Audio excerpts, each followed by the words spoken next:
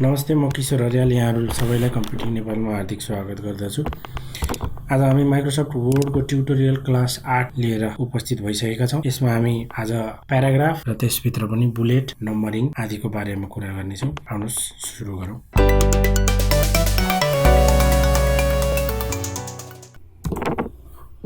अब यसमा कुनै अरू कुरा नगरिकन सिधै हामी यहाँ प्याराग्राफमा जाउँ। हामीले यतापट्टिको क्लिपबोर्ड यो फन्ट सकिसकेका छौँ। यदि तपाईँहरूले हेर्नुभएको छैन भने त्यो गएर भिडियो हेर्न सक्नुहुनेछ। प्याराग्राफमा सबभन्दा पहिला यो अलाइनमेन्टको कुरा गरौँ। अलाइनमेन्टमा यहाँ लेफ्ट अलाइनमेन्ट छ, सेन्टर अलाइनमेन्ट, राइट र जस्टिफाइड भन्ने 4वटा अलाइनमेन्ट छ। यो भनेको के हो भने जस्तै हाम्रो यो अहिले लेफ्ट अलाइनमेन्टमा छ यो प्याराग्राफ हाम्रो, किनभने यता साइडबाट लेफ्टपट्टि त मिलेको छ तर राइटपट्टि जिगज्याग छ। कोही चाहिँ सेन्टेन्स ओर सकिएको छ, कोही पर पुगेको छ। वर्डको लेन्थ अनुसारको नअट्ने वर्ड तल्लोमा चाहिँ सिफ्ट भएर यस्तो जिगज्याग देखेको छ। यसलाई लेफ्ट अलाइनमेन्ट भन्छ। हामीलाई यो आवश्यक पऱ्यो भने कहिलेकाहीँ हामीलाई सेन्टर अलाइनमेन्ट चाहिन्छ। जस्तै कुनै काहीँ कभर पेजहरू बनाउँदा होस् अथवा काहीँ कुनै पनि अवस्थामा हामीलाई सेन्टरबाट अलाइन टेक्स्टहरू चाहियो भने हामी सेन्टर अलाइन गर्न सक्छौँ। यसरी सेन्टर अलाइन सबै जुनसुकै जति हामीलाई आवश्यक पर्छ सेन्टर गर्नलाई सेन्टर अलाइनको चाहिँ सर्टकट हुन्छ कन्ट्रोल ई। यो लेफ्ट अलाइनमेन्टको कन्ट्रोल एल हुन्छ।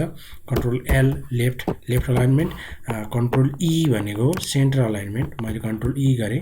यहाँ हामी देख्छौँ यहाँ यो कन्ट्रोल ई यहाँ पनि लेखेको छ सेन्टर, कन्ट्रोल ई भनेर। यता लेफ्ट कन्ट्रोल एल लेफ्ट भयो। अब अर्को हुन्छ राइट अलाइनमेन्ट।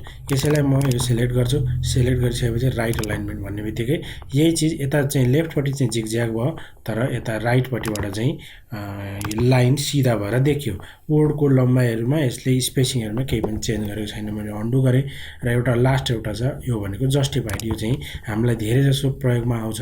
बुकहरू बनाउँदाखेरिमा यो राम्रो देखिन्छ किनभने यसले लेफ्टपट्टि त यसले अलाइनमेन्ट मिल्छ नै, राइटपट्टि पनि यसले थोरै स्पेसिङहरू तलमाथि गरेर बराबर प्याराग्राफ दुवैतिरको देखाउँछ र यसले एउटा प्रोफेसनल देखिन्छ, राम्रो खालको लुक पनि दिन्छ यसले यो भनेको जस्टिफाइड। हामीले जति पनि प्याराग्राफहरू जस्टिफाइडमा गऱ्यौँ भने राम्रो देखिन्छ। यो अलाइनमेन्टको कुरा हो। आवश्यकता अनुसार हामी प्रयोग गर्दै जानेछौँ।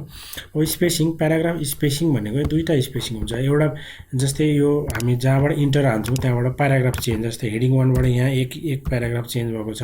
यहाँ ग्यालरिजबाट सब पोइन्ट 3 भन्ने ठाउँमा पुग्नलाई चाहिँ अर्को प्याराग्राफ चाहिँ ब्रेक भएको छ। यसै गरी यहाँ हुँदै जान्छ। त्यसमा एउटा प्याराग्राफ र अर्को प्याराग्राफको बिचको स्पेसिङ हुन्छ एक। अर्को हुन्छ प्याराग्राफभित्रको लाइनको स्पेसिङ हुन्छ। त्यो हामी यहाँबाट मिलाउँछौँ। पछि हामी प्याराग्राफ डायलग बक्सबाट पनि सबै मिलाउने हेर्छौँ। अहिले हामी यहाँबाट स्पेसिङ हेरौँ। यहाँबाट हामीले यस्तो सिलेक्ट गऱ्यौँ भने अहिले दुईवटा प्याराग्राफ मात्रै म सिलेक्ट गरेर देखाउँछु। यहाँ हामी देख्न सक्छौँ 1.15 यो प्याराग्राफ लाइन स्पेसिङ हो। यो लाइन स्पेसिङ अप्सन भन्ने बित्तिकै हाम्रो त्यही अप्सनमा पुग्छ। अघि मैले जुन देखाएको थिएँ हामीले मेनुअली त्यहाँ जति पनि गर्न सक्छौँ। यहाँ 1, 1.5, 1.5, डबल, 2.5, ट्रिपलसम्मको यहाँ देख्छौँ। एड स्पेस बिफोर प्याराग्राफ भनेको यो प्याराग्राफभन्दा अगाडि कुनै पनि प्याराग्राफभन्दा सुरुभन्दा अगाडि स्पेस दिने। जस्तै मैले यहाँ बसेर सिलेक्ट गरेँ भने अब योभन्दा अगाडि हेडिङभन्दा पछाडिको स्पेस थप्ने यसले गर्छ भने रिमुभ स्पेस गर्यो भने त्यो अहिले थपेको स्पेस यसले रिमुभ गर्छ। 3 गऱ्यो भने यहाँ देख्न सक्नुहुन्छ धेरै स्पेस बसेको छ। यो प्याराग्राफ होइन कि प्याराग्राफभित्रको लाइनको स्पेसिङ छ। यसलाई म 1 गरेँ भने यो कन्डेन्स हुन्छ एकदम। यसलाई डिफल्टै मानौँ, यो कम हुन्छ। धेरै जसो डकुमेन्टहरूमा हामी 1.15, 1.5सम्म पनि युज गर्छौँ। योभन्दा बढी राम्रो देखिँदैन। यो स्पेसिङको कुरा हो। कलर थिम, कुन कलरको चाहिँ हामी बोर्डरहरू सेडिङहरू गर्दाखेरिमा कुन कलर युज गर्छौँ भन्ने कुरा हो। यस्तो यहाँ विभिन्न कलरहरू छन्। हामीलाई आवश्यकता अनुसार यो कलर चाहियो भने युज गर्न सक्छौँ। यसरी पुरा यो प्याराग्राफभरि चाहिँ फिल हुन्छ। जति सेलेक्ट गरेको छ त्यतिमा फिल हुन्छ। यतापट्टि छ यो बोर्डर एन्ड सेडिङ। यसको पनि डिटेलमा त पछि आउँछ, त्यही पनि यहाँ हेरौँ। बटम बोर्डर भनेको हामीले सेलेक्ट गरेको प्याराग्राफभन्दा तल बोर्डर आउँछ। टप भनेको प्रिभ्यू पनि पछाडि हेर्दै गर्नु होला। टप बोर्डर भनेको माथि आउँछ। लेफ्ट भनेको लेफ्ट साइडमा, राइट नो बोर्डर सबै क्लियर हुन्छ। अल बोर्डर भन्यो भने जति प्याराग्राफ छ तल माथि अथवा टेबल छ भने हरेक सेल कोलमकोमा बोर्डरहरू देखिन्छ। आउटसाइड बोर्डर भनेको बक्स हुन्छ, बाहिरी साइडमा पुरै बोर्डर हुन्छ, भित्र कुनै पनि चेन्ज हुँदैन। इनसाइड भनेको यदि भित्र लाइन ब्रेक छ, टेबलको सेल कोलम छ भने बाहिर छोडेर भित्र मात्रै हुन्छ। र अब यहाँ छ भने ड्र टेबल र border and shading. Border and shading भनेको नि यहाँ विभिन्न छ। बोर्डरहरूमा बक्स अघि भने जस्तै अघिकै बोर्डरको डायलग बक्स हो, बक्स दिने कि कुन स्टाइलको बोर्डर दिने, डट डट अथवा थिक थिन डबल लाइन कस्तो खालको बोर्डर दिने, यहाँ प्रिभ्यू पनि देख्न सक्छौँ। यसरी बोर्डरहरू हामी एउटा दिन सक्छौँ। र त्यसपछि यो भनेको केमा एप्लाई गर्ने, यहाँ कति मोटाइ यहाँबाट चेन्ज गर्छौँ, कलर कुनको दिने यहाँबाट चेन्ज गर्छौँ। यहाँबाट हामीले म्यानुअली क्लिक गरेर कतापट्टि बोर्डर दिने पनि मिलाउन सक्छौँ। र एप्लाई टु भनेको चाहिँ पुरा सेलेक्टेड प्याराग्राफमा गर्ने हो कि कति सेलेक्ट टेक्स्ट गरेको छ त्यतिलाई मात्रै गर्ने हो भन्ने हामी यहाँबाट यो भने के भने जस्तै मैले यो प्याराग्राफको यति मात्रै सेलेक्ट गरेँ र हामी बोर्डर एन्ड सेडिङमा गयौँ भने जस्तै मैले बक्स दिएँ, बक्समा यो थिकवाला दिएँ, मैले टेक्स्टमा एप्लाई गरेँ भने यति मात्रैमा युज भयो। बोर्डर एन्ड सेडिङ पहिला हामी बोर्डर बक्स गरौँ अथवा कुन हामीलाई आवश्यकता अहिले म डट डट गर्छु र यसलाई प्याराग्राफमा गरेँ भने पुरा प्याराग्राफभरि यो चाहिँ बोर्डर युज भयो। त्यस पछाडि चाहिँ सेडिङ भनेको पनि ब्याकग्राउन्ड कलरै हो। अघि हामीले हेरिसक्यौँ। पेज बोर्डर हामीले अघि प्याराग्राफ र टेक्स्टको हेरौँ, पेज बोर्डर पुरा पेजमै बोर्डर दिने भयो। हामी यतापट्टिको बक्सबाट त्यही सेम चिज गर्छौँ। जस्तै मैले बक्स अथवा यहाँ कुनै बोर्डर सेलेक्ट गरेँ, यहाँ कुनै मानिलिउँ यो यसको चाहिँ थिकनेसहरू यहाँबाट हेरेँ, कलर यहाँबाट हेरेँ, मानौ रेड भने यसरी पुरा पेजमा हामी बोर्डर देख्न सक्छौँ। Borders page borders. अब सेडिङ भन्ने छ। सेडिङमा पनि एप्लाई टु प्याराग्राफ हो कि टेक्स्ट हो यहाँ हामी हेर्न सक्छौँ। कुन खालको कलर दिने र कति अपासिटीमा दिने भन्ने यहाँबाट जस्तै म ब्लू दिएँ, यहाँ चाहिँ क्लियर कि सोलिड हो कि 5% 10% मानौ 15% कलर अटोमेटिक हो कि यहाँबाट पनि चेन्ज गर्न सकिन्छ। एप्लाई टु प्याराग्राफ भने यसरी ब्याकग्राउन्ड कलर हामीले यहाँबाट दिन सक्छौँ। त्यस पछाडि प्याराग्राफ मार्क, यो केही पनि होइन, यो क्लिक गऱ्यो भने हाम्रो कहाँ प्याराग्राफ ब्रेक छ भन्ने यसले मार्क दिन्छ। प्याराग्राफको ठाउँमा यो सिम्बल हामी देख्न सक्छौँ कहाँ प्याराग्राफ ब्रेक छ, र स्पेस भएको ठाउँमा हामी एउटा बिचमा एउटा डट देख्न सक्छौँ। यो भनेको हामीले चाहिँ हेर्नको लागि मात्रै हो, यसको अरू कुनै युज छैन। कहाँ चाहिँ प्याराग्राफ र लाइन ब्रेकहरू छ भन्ने हामी यहाँबाट हेर्न सक्छौँ। सर्ट भनेको A to Z सर्ट गर्ने, हामीले एक्सेलमा पनि यस्तो सर्ट गर्छौँ। जस्तै मैले यहाँ टाइप गरिसकेको छु BAEDCबाट सुरु भएको अल्फाबेटिकल्ली, यहाँ सर्ट गरेर यसमा प्याराग्राफ टाइप टेक्स्ट, नम्बर छ भने नम्बर, 1 2 3 छ भने डेट छ भने डेट, हाम्रो टेक्स्ट हुनाले टेक्स्टमा एक्सेन्डिङ गर्ने कि डिसेन्डिङ यहाँबाट सेलेक्ट गरेर मानौँ एक्सेन्डिङ, यो प्याराग्राफ छ भने प्याराग्राफलाई ओके गऱ्यो भने यसरी ABCD अल्फाबेटिकल्ली हुन्छ। 1 2 3 4 पनि यहीँबाट सर्ट गर्न सकिन्छ। यो भयो सर्ट। अब इन्डेन्ट र बुलेट एन्ड नम्बरिङ छ। इन्डेन्ट भनेको जस्तै हेडिङ 1 हाम्रो यहाँबाट सुरु भएको छ, हाम्रो जस्तै यसलाई अलिकति परबाट छाड्नु पर्यो भने हामीले यो यस्तो क्लिक गर्छौँ। यसको सर्टकट हुन्छ कन्ट्रोल M। अघि मैले सर्टकट भन्नु छुट्याएको थियो, लेफ्टको र सेन्टरको भनेको थिएँ, राइटको कन्ट्रोल R र कन्ट्रोल J हुन्छ। यो जस्टिफाईको सर्टकट कन्ट्रोल J गरेर गर्नु होला। यस्तो चाहियो भने यसलाई फेरि अझै पर लानु पर्यो भने फेरि यो क्लिक गर्छौँ इन्डेन्ट, यसको कन्ट्रोल M हुन्छ यो सर्टकट कन्ट्रोल M। यहाँ पनि हामी देख्न सक्छौँ यो यो यो यसरी सर्दै गएको छ। हामीले यहाँबाट डाइरेक्ट यसरी सार्न पनि सक्छौँ, यसरी कहाँसम्म चाहिने त्यहाँसम्म, अथवा एक स्टेप सार्नु पर्यो भने कन्ट्रोल M गर्नु। अब ब्याक गर्नु पर्यो भने control shift M, decrease indent control shift M, अथवा यो क्लिक गऱ्यो भने हामी यसरी ब्याक गर्न सक्छौँ। यसलाई पनि त्यही सेम यसरी एक स्टेप पर लग्यो भने यस्तो यो कन्डिसनमा यस्तो भयो भने यहाँ चाहिँ ग्याप हो। हामीलाई यो यहाँदेखिको यहाँसम्मको चाहिँ हाम्रो यही लाइनबाट सिधा चाहियो भने हामीले अब यहाँ ट्याब गर्नु हुँदैन। यो लाइन जहिले पनि बिग्रिन्छ, मान्छेले यसरी गर्यो भने यो सेटिङ सबै बिग्रिन्छ। भरे साइज चेन्ज गर्दाहरू ठुलो सानो पार्दा यस्तो बिचमा ग्यापहरू देखिन्छ। त्यो भएर यसरी कहिले पनि गर्नु हुँदैन। यसको ठाउँमा चाहिँ सर्टकट हुन्छ कन्ट्रोल टी गर्ने बित्तिकै सबै मिल्छ। फेरि फर्काउनलाई कन्ट्रोल सिफ्ट टी। यो भनेको ट्याब, अघिको हामीले इन्डेन्ट पढ्यौँ त्यो भनेको ट्याब हो। यो कन्डिसनमा हामीले यो एलाई यता लानलाई अथवा एबिसी सेलेक्ट गरेर कन्ट्रोल M गर्न सक्छौँ र यो तीनटा सेलेक्ट गरेर कन्ट्रोल M गर्न सक्छौँ। तर यहाँ ट्याब दिएपछि यहाँ टाइप गर्दै गयो भने के हुन्छ भने A को तलबाट आयो, यहाँ पनि टाइप गर्दा B को तलबाट आयो, यहाँ ट्याब हामी दिन्छौँ।